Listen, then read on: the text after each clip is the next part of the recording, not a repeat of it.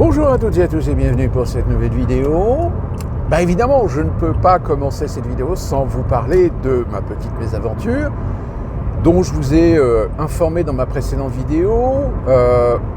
Une de mes vidéos, alors c'est une vidéo qui date de la saison 2, la saison 2 c'était en 2019, a été supprimée par YouTube sous le prétexte que dans ma vidéo il y avait des éléments complotistes nuisibles. Sauf que là, vous voyez, je remets le contenu de cette vidéo. Et cette vidéo avait une thématique bien précise, c'est-à-dire de vulgariser à ceux qui ne savent pas trop quoi penser de la chose, etc., ou tout du moins leur donner des outils à explorer concernant le fonctionnement, plus particulièrement en Occident, de ceux qui donnent plus ou moins le là, qui donnent plus ou moins les instructions, qui donnent tout du moins les endroits où il y a forcément à un moment donné des orientations ou des décisions qui sont faites pour les politiques internationales, répercutées évidemment dans chaque pays par le biais d'organisations. Ces organisations, c'est évidemment l'ONU, l'OTAN, l'OMS, l'OCDE, etc. Et j'avais mis des liens pour que vous puissiez aller voir par vous-même, ou faire votre propre jugement sur des sites officiels. J'avais mis le lien du groupe Bilderberg, c'est le site officiel, c'est pas un site de fake news. Le site de l'OMS, le site du Forum économique de Davos. Tous les liens que j'avais mis, c'était des liens officiels. Et j'avais mis un lien sur un site qui n'est pas particulièrement un site complotiste, mais qui expliquait un petit peu sur le fonctionnement à l'époque de la signature du fameux traité de l'AMI, qui était en prémisse du CETA et du TAFTA, pour ceux qui s'en souviennent. Alors le CETA, pour l'instant, alors c'est ça qui est formidable, c'est que le CETA, je rappelle, hein, je me souviens plus l'acronyme, mais c'est l'accord de libre-échange avec le Canada. Et on apprend qu'en réalité le CETA n'a pas été signé, ça n'a pas été conclu. Et pourtant on apprend que dans certaines filières, l'organisation a déjà été mise en place. C'est-à-dire qu'il y a déjà des échanges, des accords spécifiques dans certains secteurs qui ont été signés en dessous, évidemment, du CETA, puisque le CETA n'était pas applicable, puisque pas signé par les différents acteurs. Et derrière, il y avait le TAFTA, le fameux traité transatlantique avec les États-Unis et l'Union européenne, que Donald Trump a tout simplement liquidé, mais libre à certains demain de ressortir le TAFTA. C'est étrange d'ailleurs que sous Biden, personne n'ait relancé le TAFTA parce que, je ne sais pas. Apparemment, il doit y avoir anguille sous roche, il doit y avoir des textes qui, au niveau européen, il y a eu des fuites certainement, et que aujourd'hui, c'est pas très clair. Enfin, je ne vais pas revenir dessus. Je ne vais pas vous réexpliquer les raisons pourquoi il y a eu du comment et du parce que. Donc dans cette vidéo, je faisais simplement une vulgarisation, une intronisation à ces différents groupes, communautés, organismes, qui en réalité sont les endroits où les puissants finissent par débattre, discuter et prendre des feuilles de route qui par la suite sont appliquées, présentées, proposées par l'intermédiaire, soit en national ou en international. C'était ça ma vidéo. Eh ben non, cette vidéo-là, supprimée. Étrange. Alors elle a été supprimée pourquoi ? Est-ce que c'est un algorithme qui a trouvé un propos et que finalement il a pété l'implomb, il a fait un bug, il a fait une assimilation avec une idée complotiste et...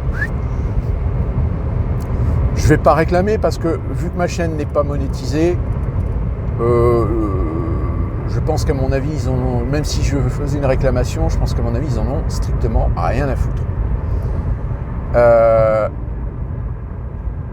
À ce point de vue, nous allons parler de quelque chose, on en a déjà parlé, mais qui finalement est confirmé aujourd'hui par certains nouveaux faits. Je veux parler de l'Ukraine. Vous savez, ça fait déjà plusieurs fois que je dis que l'Ukraine va poser un problème parce qu'il y a un moment donné, même si tu envoies de l'argent, même si tu envoies des armes, des munitions, des chars et des avions, le problème qui va se poser, c'est qu'est-ce que tu vas mettre dedans? Parce que le soldat ukrainien, enfin, je veux dire, il est quand même, la capacité est quand même limitée. Preuve en est, c'est que la Rada, qui est le parlement ukrainien, s'est vu proposer par Zelensky de rabaisser en fait l'âge de la conscription à 17 ans.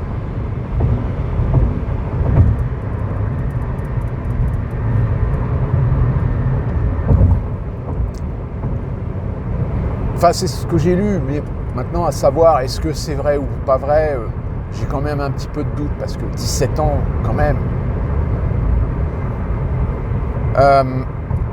Mais bon, ceci dit, ça ne retire en rien le fait que, oui, va y avoir, à un moment donné, ça va coincer. Ça coince tellement que même l'autorité de Kiev a demandé à certains gouvernements un arrangement, une coopération pour identifier les réfugiés ukrainiens dans certains pays européens, pour les identifier et faire en sorte de les faire revenir en Ukraine pour les engager dans l'armée. Enfin, les incorporer dans l'armée.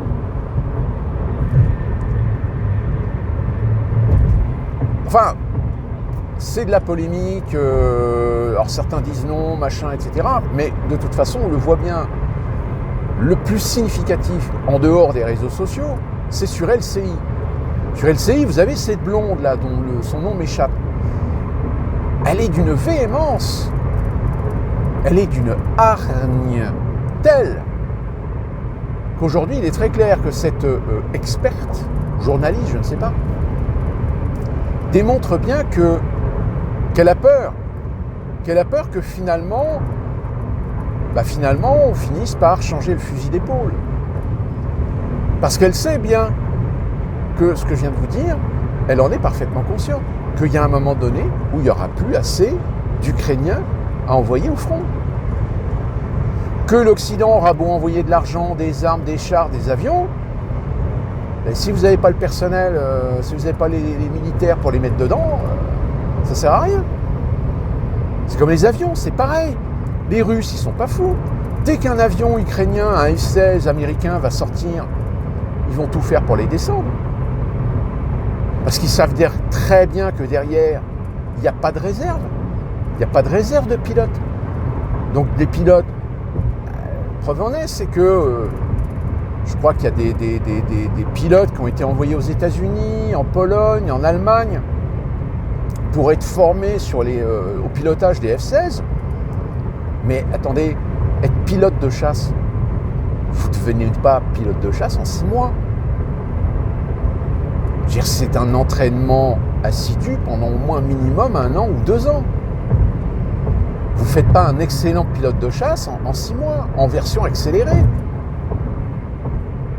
Donc même si vous faites ça, de toute façon, il y en a les 2 tiers qui n'auront pas l'expérience, qui ne seront pas suffisamment expérimentés, qui n'auront pas l'épreuve du feu, et qui vont se faire descendre comme des pigeons. Sauf que derrière, vous n'aurez pas le renouvellement nécessaire pour tenir le coup. Et donc, pourquoi je parle de cela? Pourquoi je fais une vidéo là-dessus? Car que c'est un sujet que j'ai déjà abordé, sur lequel j'ai déjà expliqué. Tout simplement parce qu'il y a certains experts de l'OTAN qui commencent à tirer la sonnette d'alarme. L'OTAN vient de décider un budget de 10 milliards d'euros, un budget donc qui va s'étaler jusqu'en 2025, je crois, en prévision du risque de l'arrêt des financements américains si jamais au mois de novembre, Donald Trump retournait à la Maison-Blanche.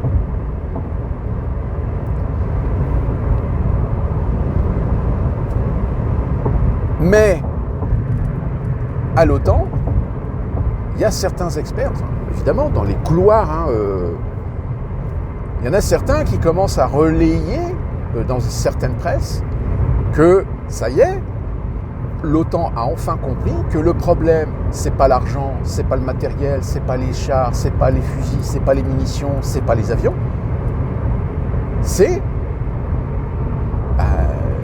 l'humain, c'est l'homme, c'est le soldat. Alors soldat, attention, on va faire de la parité homme-femme, des soldats tant femmes que hommes. C'est qu'à un moment donné où il n'y aura plus assez d'Ukrainiens. Il faudra fatalement exporter du soldat. Seulement, comment exporter du soldat? Parce que là aussi, vous avez des contingents, vous avez des régiments étrangers, ce qu'on appelle les régiments internationaux. Mais là, comment? Pareil. Est-ce que dans le monde, il y a suffisamment de mercenaires prêts à être payés des 100 et des 1000? Parce qu'évidemment, eux, ils ne font pas faire la guerre en Ukraine. Pour une solde de soldats, ils sont payés plus cher. Mais c'est pareil. Les mercenaires, en général, eux, ce qui les intéresse, c'est le pognon, c'est pas l'idéologie. Il y en a certains qui jouent peut-être l'idéologie, tant mieux pour eux, mais pareil, le nombre est infime. Il y a un moment donné où il ne va pas y en avoir assez. D'où la réaction de cette journaliste qui finit par péter les plombs en disant « Mais qu'est-ce qu'on attend? Il faut y aller !» Pardon? Qu'est-ce que vous sous-entendez par « il faut y aller » ? Il faut que la communauté internationale assume ses responsabilités, il faut soutenir et aider l'Ukraine pour combattre la Russie et renvoyer les Russes chez eux, et récupérer la Crimée, le Donbass. Donc vous demandez à ce que la communauté internationale foute les pieds en Ukraine. Vous savez ce que ça veut dire. Et là, tout d'un coup, évidemment, dès que vous les mettez devant le fait accompli, donc vous êtes prêt à prendre le risque de foutre une menace sur la tête des Français, de recevoir des bombes nucléaires au cas où ça dérape. C'est ça que vous êtes en train de dire?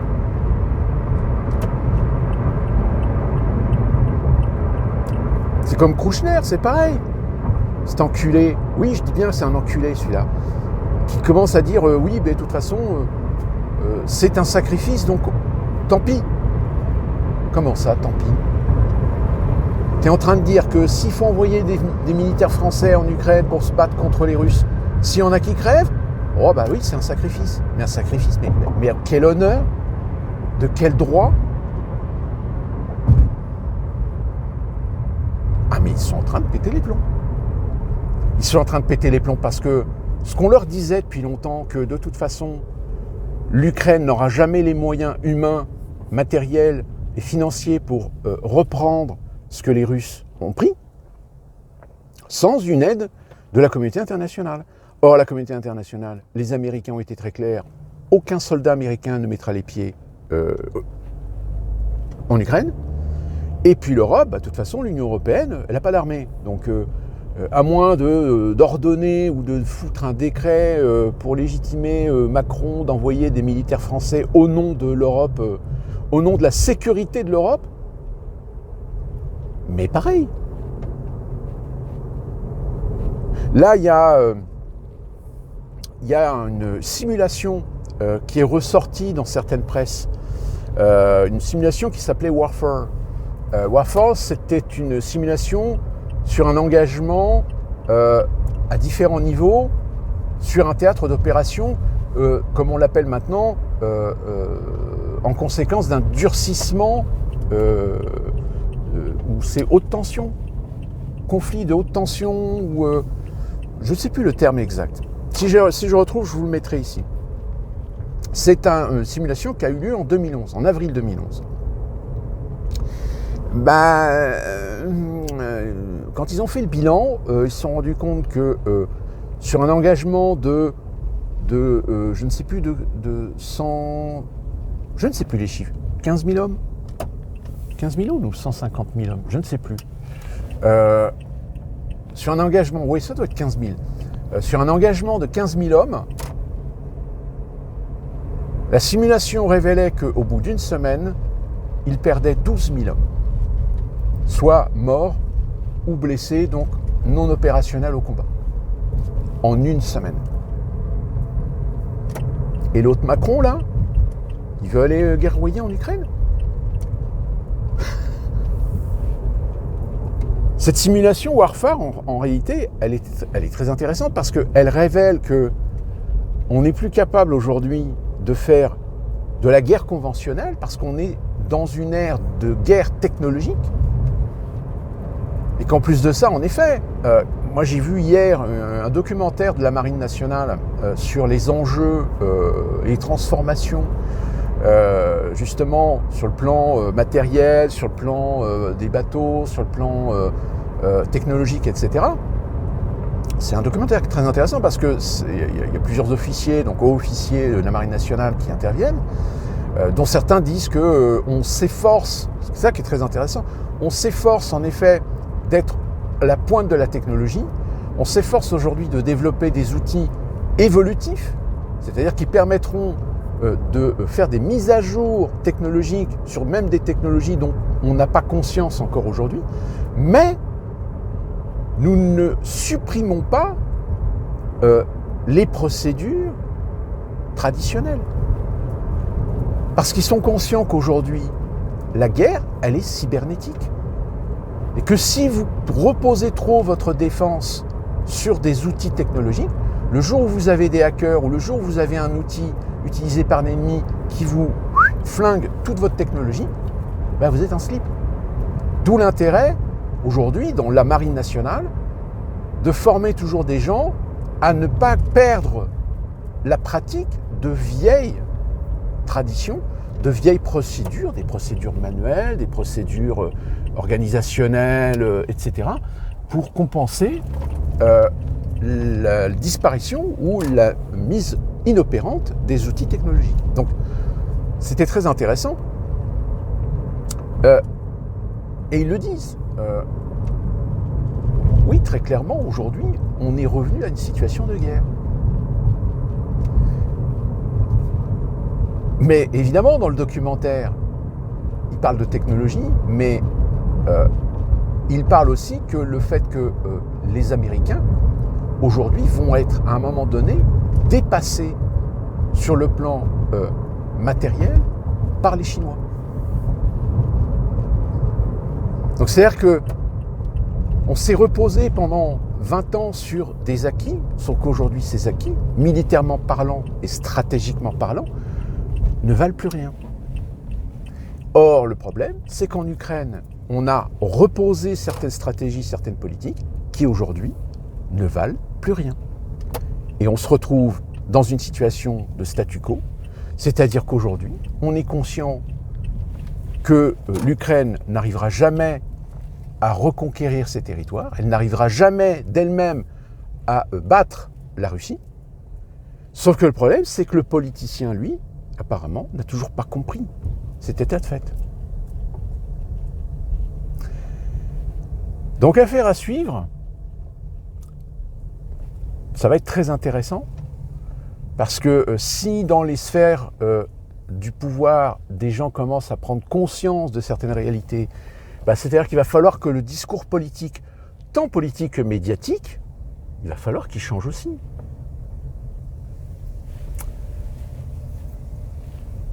Donc là, maintenant vous le savez, l'OTAN, ça y est, ils savent que en l'état, l'Ukraine ne gagnera jamais la guerre. Et ne vous étonnez pas si sur les réseaux sociaux et dans les médias, à la télévision, etc., vous avez des gens qui vont commencer à pousser cette idée qu'a lancée Emmanuel Macron, d'envoyer des forces armées en Ukraine. Sauf que le problème, c'est comme il n'y a pas d'alliance avec l'Ukraine. Il n'y a pas de traité, il n'y a rien. Donc il faut tout construire, il faut tout élaborer. Mais sur quelle base? Sans à un moment donné prendre le risque de pousser finalement la Russie, à un moment donné, de déclarer la guerre à l'Ukraine. Et que si nous faisons des accords et des traités avec l'Ukraine pour la soutenir militairement, le jour où la Russie déclare la guerre à l'Ukraine et que l'Ukraine déclare la guerre à la Russie, eh bien là, vous vous retrouvez exactement dans le même schéma des alliances qui ont déclenché la Première Guerre mondiale. Donc, voilà pourquoi aujourd'hui des experts vous disent que cette idée d'envoyer des soldats en Ukraine, c'est idiot. C'est juste pour faire peur, c'est politique. Alors on joue les gros bras, on envoie des unités, les Américains envoient des renforts en Pologne, la France renforce ses unités déjà présentes en Roumanie, on va même déplacer, je sais pas, des bases de missiles. Là, il y a une base américaine, je crois que c'est en Roumanie aussi, qui a été renforcée, qui est devenue la plus puissante et la plus forte base américaine en Europe, qui n'est pas très loin donc de la frontière ukrainienne. Moi, vous voyez, j'ai un regret. J'ai un regret que finalement, si j'étais encore jeune, je ferais des études supérieures en géopolitique.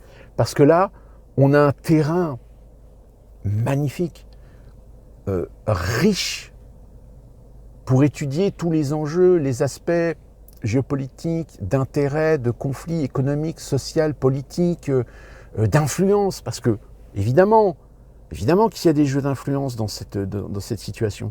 C'est pas juste idéologie, la Russie a attaqué l'Ukraine, c'est pas bien, les droits de l'homme, la souveraineté.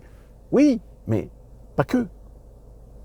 Parce que derrière, c'est exactement le problème avec l'Afghanistan, avec l'Irak, la Syrie, avec tous les pays qui ont été sujets au printemps arabe, c'est que à chaque fois, toujours se poser la question, à qui profite le crime?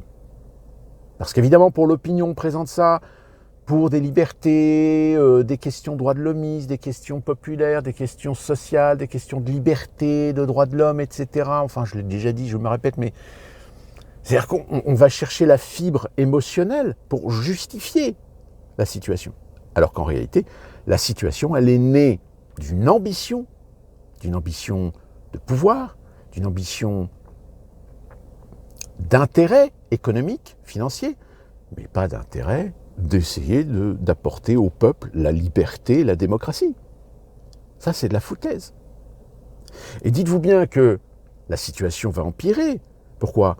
Parce que les enjeux économiques aujourd'hui sont tels que les empires financiers ont besoin d'alternatives, ont besoin de renouvellement, ont besoin de conquérir des nouveaux marchés.